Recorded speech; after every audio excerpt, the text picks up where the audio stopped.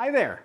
In this video, we'll be covering where to begin to write a book. Getting started with a book isn't easy. It can be so overwhelming to think about all of the things you need to do to write your book, to finish it, to get it across the finish line. But taking the right steps at the beginning of the process is going to help make this so much easier and simpler and increase your odds of finishing your book. So before you dive into writing your book, watching this video, it's a great starting point. By the end of this video, you'll learn how to make sure your book stands apart from every other book that's been written, and the prep work that will help you write with authority. And stay tuned until the end of the video for an opportunity I really think you're going to enjoy. Let's dive in.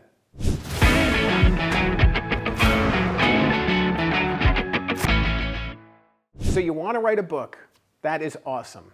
Congratulations. It's so exciting to want to write a book, to think about writing a book, to challenge yourself. It's one of the most challenging things you can do, and yet the rewards are so great, so awesome, so powerful, so transformative. So it's important, at the beginning of this process to kind of take that into account. Recognize how tough this is, but recognize that you have a reason for wanting to write this book. This isn't just something that you're doing to do. You're doing it for a reason, for a purpose. Maybe it is to challenge yourself. Maybe it's to get business leads and opportunities. Maybe it's to develop your speaking career. Maybe it's to take your next step as a thought leader. Maybe it's to share a message with your family. You can be writing a book for so many different reasons, but tapping into your purpose and understanding why it is that you're writing is going to make it that much easier to make progress and to finish your book. Another thing I want you to think about is how your book stands apart. How is it different from every other book that's ever been written? If you don't have an answer for that, you have a problem. You want your book to be different. You want your book to be unique and original. Your book is like a fingerprint. It should be unique to you. It should be different than every other book that's ever been written. So you really need to do research and dig deep and figure out how your book stands apart. How is it going to be different than the other books in this space, in this topic, in this genre? When you think about it on a bookshelf, what are the books that you would set it against? What are the books that are similar to this book? And why is your book different? You want to figure out what the differential is. What sets apart your message? Because if you can't do that, no one's going to want to read your book. There's so many other books in this space, especially in leadership and business and all these other areas. You want to know that your book is different from every other book, because if it feels derivative, if it feels like a rehash of something that's already been out there, people can just go find that other book instead. Think about like Dale Carnegie, How to Win Friends and Influence People. That book is a classic. I love it. It's a great book. You don't want to write another Dale Carnegie book. It's 100 years old. You don't want to do that. You want to write something that's unique and original and different. How is your book different? If you write just the same exact thing that's already been written, it's going to get negative comments. It's going to get bad ratings.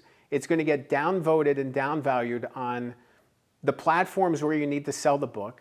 It's not going to have the impact you want, and it could actually be detrimental. If you're writing derivative work and it doesn't have anything new to say, what's the point? What is the point? You want this to mean something. So dig deep and figure out what your book has that no other book has. You want to be able to even explain it. When you think about The Body Keeps the Score, for example, maybe your book's similar, but it's different in a way. The author of The Body Keeps the Score has this background, and I'm coming at it from a different perspective. Think about it in those terms. How your book is different or similar to other books, because that's a selling point. If you have a book that's similar to a popular book, but different in some way, it's going to help people understand. It's that shorthand, You want that. Think about that with movies and TV shows, How would you describe your favorite show? It's like Breaking Bad, but blank. It's like, this popular movie, and different in some way. How is it different? You want the different, because if you can't explain the different, you got a problem. Another key element at the beginning of the process is foundation work. Foundation work matters. There's so many little things that you can do to make the book stand out and unify the message before you even put pen to paper, before you write a single word. What is the hook? What's the reader benefit and takeaway? And how are they going to carry forward with this message in their life? You want to be able to explain that in a sentence. If you can't explain it in a sentence, again, you have a problem. You want to be able to explain it succinctly and clearly and cleanly. I can't even explain how many times I've met with authors and said, what is your book about? And they start talking for 2 or 3 minutes. And I said, I didn't ask for the whole plot. Give me a sentence. What is your book about?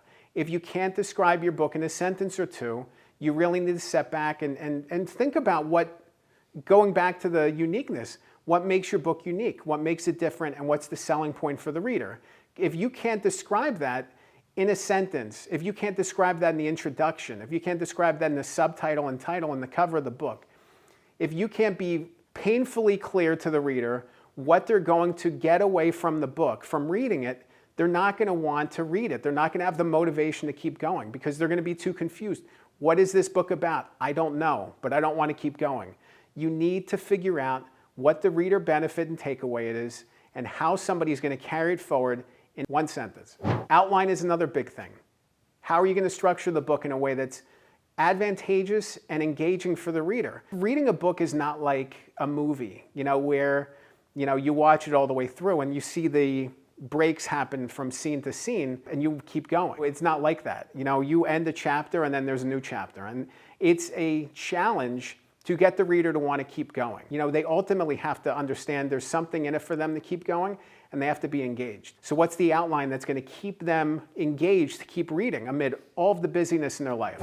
Audience is another hugely important element. If you don't understand who your book is for, it's going to be that much tougher to find that reader, to find that person who would really benefit from your book and be able to shout it. Oh, I read this great book. If you don't find that person, they'll never know that your book exists. So you really need to dig deep and figure out who your book is for, and know it's not for everybody. There's no book in the world that's for everybody, and a book that's for everybody is for nobody. You want a book that's specific for a certain audience, that this is for these specific readers and not for some other readers. So you really need to spend some time really digging deep on who your reader is, who you want this book to be for, who do you think is going to benefit from your book.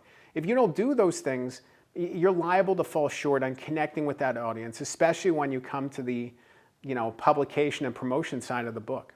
Another really important element to the writing process is understanding yourself, understanding your patterns, understanding your habits, understanding your blocks, understanding the things that can get in the way. There's so often when authors have all this momentum and excitement. I want to write a book, I have a great idea, I'm super invested in it, and then what happens? Life gets in the way, they put the book aside, they never finish it. And it just is this unfinished thing that's taking up space in a box in their mind. That's a struggle, that's a disappointing thing. You need to build habits around book writing in order to get sustained success. You need to figure out what it is that's getting in your way and find a way around it. Find a way past it, find a way through it. You think about habits. It's really about setting good habits for yourself, forming good patterns so you can build momentum. A lot of times when I'm starting a project, I'll think about what it means to build momentum with the book writing. How do I get work done? When do I get work done? I have multiple projects going at any given point.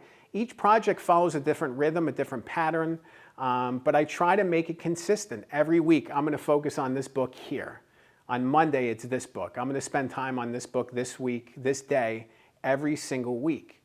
You need to figure out what your pattern is and figure out how to unlock the greatness within as you're doing the writing, because it's there. Your story, your desire, your passion, your expertise, it's all there. But then you need to build good habits around it to make progress. This isn't about coming out with a lot of momentum and then fading over time. This is about sustained momentum that gets you writing, continues the writing process, and ensures that you're going to finish this thing. You don't want to start a book just to put it aside. You want to start it to finish it.